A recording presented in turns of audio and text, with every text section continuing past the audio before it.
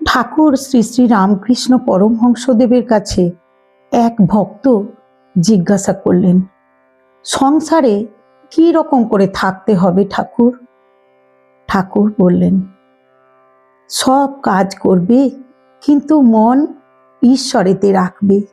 স্ত্রী পুত্র বাপ মা সকলকে নিয়ে থাকবে ও সেবা করবে যেন কত আপনার লোক, কিন্তু মনে জানবে যে তারা তোমার কেউ নয়। বড় মানুষের বাড়ির দাসী সব কাজ করছে, কিন্তু দেশে নিজের বাড়ির দিকে মন পড়ে আছে। আবার সে মনিবের ছেলেদের আপনার ছেলের মতো করে মানুষ করছে, বলে আমার রাম আমার হরি, কিন্তু মনে বেশ জানে এরা আমার কেউ নয়। কচ্ছপ জলে চড়ে বেড়ায়, কিন্তু তার মন কোথায় পড়ে আছে জানো? আড়ায় পড়ে আছে, যেখানে তার ডিমগুলি আছে। সংসারের সব কর্ম করবে, কিন্তু ঈশ্বরে মন ফেলে রাখবে। ঈশ্বরে ভক্তি লাভ না করে যদি সংসার করতে যাও, তাহলে আরো জড়িয়ে পড়বে। বিপদ শোক তাপ এসবে অধৈর্য হয়ে যাবে, আর যত বিষয় চিন্তা করবে ততই আসক্তি বাড়বে। তেল হাতে মেখে তবে কাঁঠাল ভাঙতে হয়, তা না হলে হাতে আঠা জড়িয়ে যায়। ঈশ্বরে ভক্তিরূপ তেল লাভ করে তবে সংসারের কাজে হাত দিতে হয়। কিন্তু এই ভক্তি লাভ করতে হলে নির্জন হওয়া চাই। মাখন তুলতে গেলে নির্জনে দই পাততে হয়। দইকে নাড়ানাড়ি করলে দই বসে না। নির্জনে বসে সব কাজ ফেলে দই মন্থন করতে হয়, তবে মাখন তোলা যায়।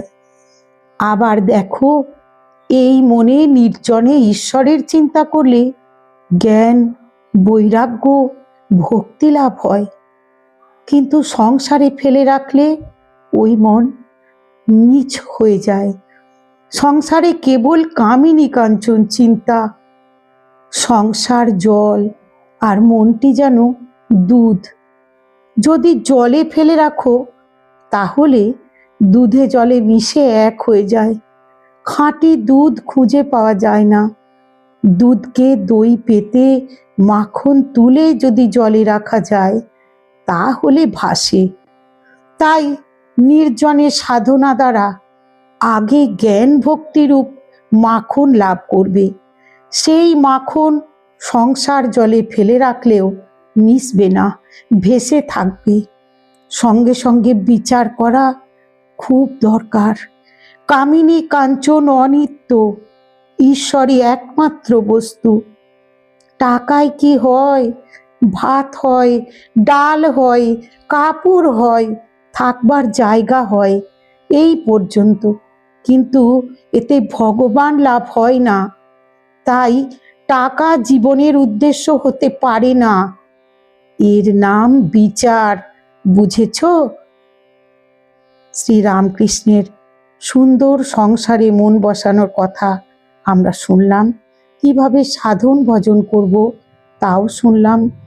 সকলের জন্য মঙ্গল কামনা করে ঠাকুরের কাছে প্রার্থনা জানিয়ে আজকের মতো আমি এখানেই ঠাকুরের কথার ইতি করলাম।